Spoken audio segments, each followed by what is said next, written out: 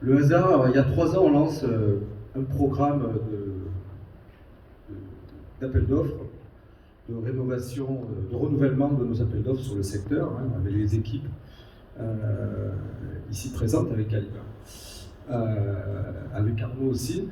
Et j'ai connaissance d'une clause sur l'inclusion des entreprises adaptées. Bon, je trouve que c'est une bonne chose, mais ça fait son chemin et pas plus que ça. Et puis j'ai une assistante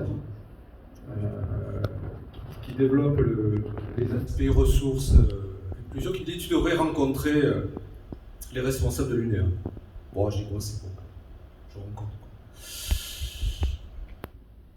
On n'a pas parlé de sourcing. On n'a pas parlé de budget, on n'a pas parlé d'activité, de PLM, de difficultés. On a parlé de valeurs, de comment on voyait les gens, comment on voyait la société. Et ça a fait tilt. On s'est dit, bon, il faudrait qu'on fasse quelque chose ensemble. Bon, quelques temps plus tard, en attendant le taxi devant le ministère du Travail, une intuition vient. On se dit, j'ai un mode de sourcing traditionnel avec nos partenaires Capgemini, Accenture, Sopra, Infosys, mais on fait du standard. On regarde ce qu'on peut acheter, on maximise avec un modèle économique avec l'aide, on essaie de protéger notre propriété intellectuelle, notre savoir-faire. Classique. Social onshore, onshore and social. Alors, il y a le contexte, rapatriement d'activités. Bon, ça s'applique mal chez nous puisque on ne rapatrie pas des activités depuis l'Inde. Mais il y a des activités qu'on ne fait pas ou qu'on fait mal. On se dit, mais il y a la place. Il y a une place sans doute à prendre. Et on est parti sur cette place. Cette place qui fait une exposition et qui nous rend responsables, qui va développer la fierté de nos équipes, mais aussi qui aura un intérêt économique. Et donc on a commencé à travailler sur un modèle avec quelques partenaires, et c'est un peu ce modèle que je vais vous présenter aujourd'hui.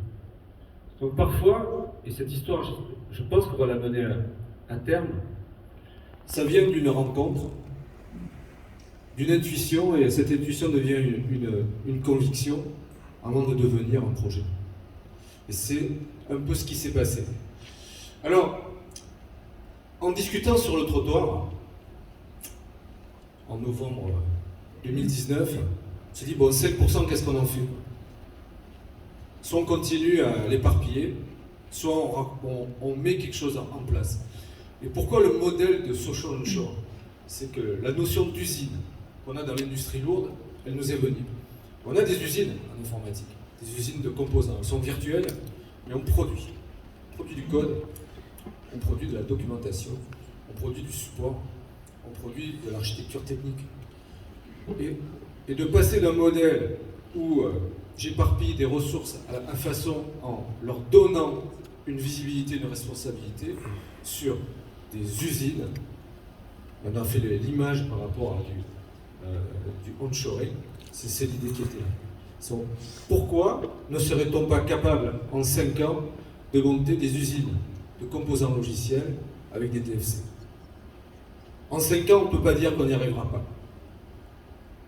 Donc c'est l'unité de temps qui rend les choses possibles. Mais vous les rendez possibles parce que vous avez une intuition, qu'elle est partagée, et qu'elle devient une conviction, et puis qu'elle devient un projet. Alors sans le soutien de la DRH, comme l'a dit Franck, sans le soutien de la Direction Générale des Achats, sans le soutien de mon CIO, c'est impossible. Donc il y a bien un engagement au plus haut niveau de l'entreprise qui font que ces transformations-là sont possibles. Sinon, c'est pas possible. Et ça va être un peu la règle, c'est-à-dire pour pouvoir arriver à transformer, vous êtes sollicité par la bienveillance ou l'accueil de la base, les gens ont besoin de ça, de manière presque intuitive. Mais si vous n'avez pas une démarche top-down, vous n'y arriverez pas. Donc, on a décidé de passer d'un modèle quantitatif, bon 5%, qu'on a du mal à atteindre d'ailleurs au passage, y compris avec mes chers partenaires, il a fallu insister un peu, mais à un modèle où on passe à une responsabilisation. Et c'est différent. Même individuellement, quand vous mettez en situation quelqu'un et que vous lui donnez une responsabilité, c'est déjà un transfert de confiance. C'est aussi un transfert de pression, mais c'est ce que j'appelle la pression positive. Donc attendre de quelqu'un quelque chose, c'est un signe de confiance. Et ça crée la connexion. Ça crée ce que j'appelle le supplément d'âme, dont on va avoir besoin pour que cette histoire devienne une réalité industrielle. Donc, vous l'avez compris, on va essayer de travailler avec des partenaires DFC, entreprises adaptées, qui ont été choisis, donc FMS et DSI, qui ont été choisis par nos 4 partenaires, ce qu'on appelle des bundles de développement, pour mettre en place d'ici 2025, avec des pilotes qui commencent à voir le jour, qui seront actifs fin d'année et début d'année prochaine, pour mettre en place ces usines. Alors, la grandeur de l'usine, je ne la connais pas. Je pense qu'on arrivera facilement à des usines au moins de 5 millions d'euros chacune. Plus des activités à côté, rien que sur la partie qui est chez moi, c'est-à-dire l'engineering. Avec Patrick qui est aussi présent, il y a des activités qui ont démarré sur d'autres secteurs de l'informatique et c'est la volonté du CEO, de Catherine Gestin, de l'étendre. Mais là, on a un peu plus de temps pour le structurer et vraisemblablement, on ne fera pas exactement la même chose parce que mettre une usine sur le PLM, c'est attractif. Mais c'est quasiment c'est le domaine de l'informatique le plus compliqué. Donc attention à ce que la marche ne soit pas trop haute. C'est la seule réserve que je ferai, c'est que le PLM, c'est sans doute pas le cas idéal. Or, ça l'est de par la conviction, ça ne l'est pas de par la complexité. Donc, il faudra prendre son temps, être indulgent et pas se tromper. Donc, il y avait aussi une raison. Elle est d'exposition de responsabilité, de véhiculer des valeurs de fierté, de reconnaissance auprès de nos acteurs. Vous savez, le Covid, mais il n'y a pas que le Covid, il y a la situation internationale, des stress qui viennent des gilets jaunes et les manifestations qui en permanence, qui touchent tout le monde. Et j'ai 300 personnes en interne en Europe. Donc c'est sûr que j'ai toutes les sensibilités en interne. Donc je ne peux pas me permettre de faire de la discrimination de valeur. Parce que j'ai toutes les sensibilités. Mais les gens se retrouvent quand on parle de fondamentaux. Et ces fondamentaux, c'est les valeurs humaines. La fierté. Et là, tout le monde achète. Alors, tout le monde achète, c'est très bien. Bon accueil. Ça ne me suffit pas. Je veux passer d'un état où on a un élément, on va dire, de soutien philosophique, de valeur, à un élément qui est dur. Donc j'ai mis une structure dure. Je veux un projet, c'est un projet. Et je ne veux rien savoir de ça, si c'est du social, pas du social. Donc je ne fais pas de cadeau. On a un projet, il y a une timeline, il y a des résultats, et que ce soit DSI, FMS, que ce soit Capgemini, que ce soit Sopra, ils doivent me rendre des comptes. On en a mis un vrai steering, et j'ai mis une structure de projet véritable, avec des chefs de projet professionnels. Bien sûr qu'ils sont motivés par le sujet, mais dont la qualité première sera de faire avancer. Et je peux vous dire que pour faire avancer le sujet, c'est difficile. Alors ça commence par mes propres équipes. Elles sont toutes contentes de travailler. Alors le nombre de pilotes que je lancerai sur l'inclusion sociale, il y en aurait. J'ai 25 produits, j'en aurai 25.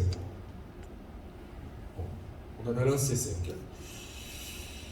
Mais passer de l'idée à une réalisation, allez, il y en a peut-être 3 qui vont se concrétiser véritablement, peut-être 2, peut-être que dans 5 ans, il n'y en aura qu'un. Mais même s'il n'y en a qu'un, avec un volume conséquent, 5 millions, ça, on aura gagné. Mais au quotidien, il faut convaincre les équipes que cette activité qui vient en plus de leur charge, qui vient perturber leur delivery, il faut qu'elles le prennent, même si c'est en plus. Et que oui, elles ont des attentes, elles sont responsables par rapport au programme avion, on doit livrer des maquettes pour le 320, le 320 n'a rien à faire de savoir comment on s'y prend, il veut ses maquettes. Donc je ne peux pas transiger là-dessus. Et je suis content que mes équipes râlent en disant « Tu nous ennuies, on est d'accord sur le fond, mais là, on est en train de prendre des risques. » Et en fait, les endroits où ça prend le mieux, c'est les endroits où les gens ont une culture de projet la plus dure. La plus dure. Donc, quand on arrive à combiner les deux, vous avez l'idée, la conviction, vous tenez, lâchez rien, et après vous confiez la réalisation à des gens dont le métier, c'est d'être très très dur en gestion de projet.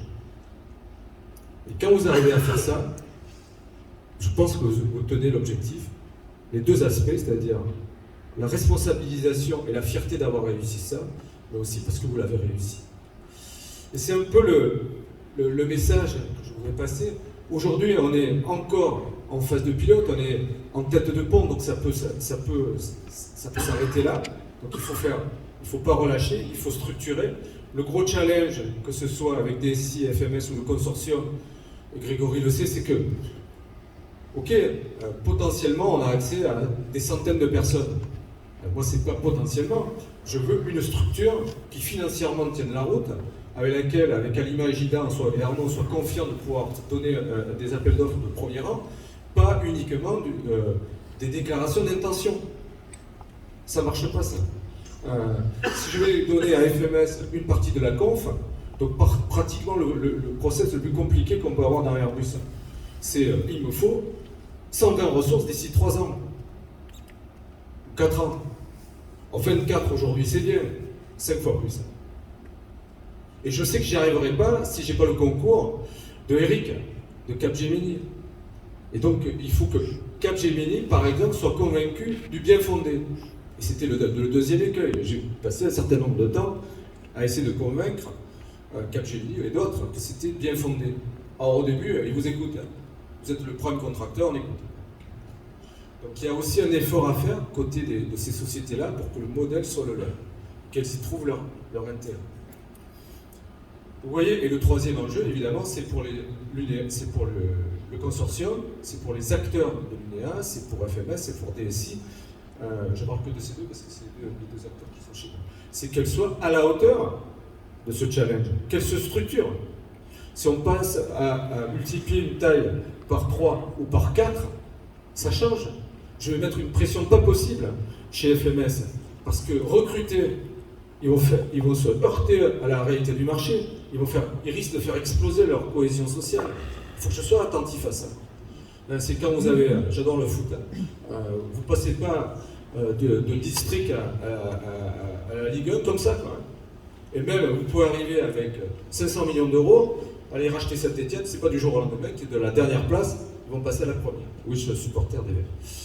Il y a des Lyonnais dans la salle, je le sais, et ça les fait bien rigoler.